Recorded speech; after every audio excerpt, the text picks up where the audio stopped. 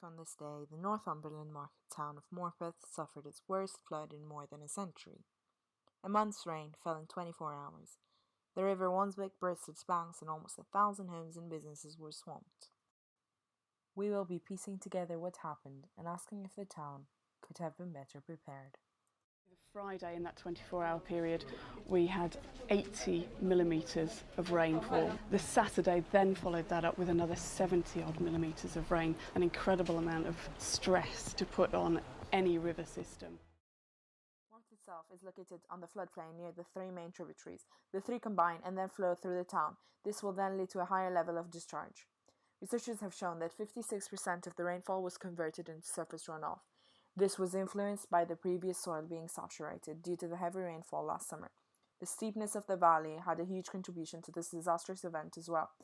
The Environment Agency showed data about how Morpeth received 235% of rainfall, more than what it was actually normally expected. The whole town has responded in remarkable ways. The appeal fund run by the local Lions Club has almost hit its target of £100,000, and cash is still pouring in money that will go to help the uninsured and elderly.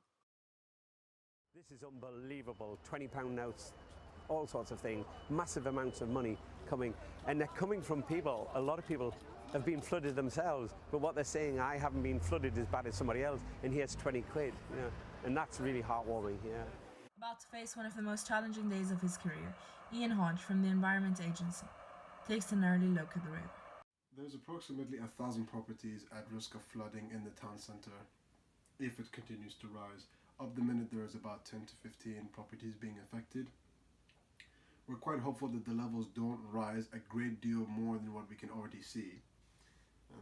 The main concern that we have now is that if the water levels continue to rise beside us under high standards, then evacuation could prove very difficult because the water is too deep in order to be able to move vehicles in and out safely. Everyone from the council is working hard on the recovery plan, but there is still one worrying statistic. Now let's hear from the RAF Centre, Mrs. Divan. More than 400 people in Morpeth were reached to safety when the river burst its banks, causing the worst flooding since the 1960s. Now at this peak, Morpeth's High Street was under 2 feet of water, and out of 1,062 properties cited on the floodplain, only 62 survived, with many residents living in caravans or with relatives out of town. In the Middle Greens area, residents have set up a new self-help group. You've had your homes flooded. You might wish at the end of this that you'd never ever seen water again, but we can't do anything about it. Residents are being encouraged to look to each other for help and support in the difficult months ahead. Morpeth can show a lot of other places what community spirit is all about because it's already here. There is no definitive figure yet on the final bill of the restoration of the town, but it will be counted in tens of millions of pounds. We are campaigning to government to say we expect the full cost of the flood recovery and restoration to be met from government, and we'll campaign heavily and hard to ensure that happens. That said, we are budgeted, we're prepared, we've got everything in place to deal with our contribution to that process. Morpeth is a busy town centre.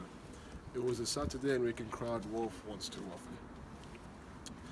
We do need to strike a balance so that we don't give advice that people don't take notice of. For the Environment Agency, the question now is, build up more defences or invest in a massive dam upstream. With the help of the Environment Agency, we will be proposing the creation of an upstream reservoir to restrict water volumes flowing through the town in the event of a flooding. More flood walls will be built to prevent the Wansbeck from bursting its banks and hopefully reduce the cause of a flooding event. Thank you for listening and see you tomorrow at the same time at the same channel. Hello, miss. Can you please tell me about your current situation? My children are left homeless. I have no idea how to raise them. I'm just hoping the government will really help.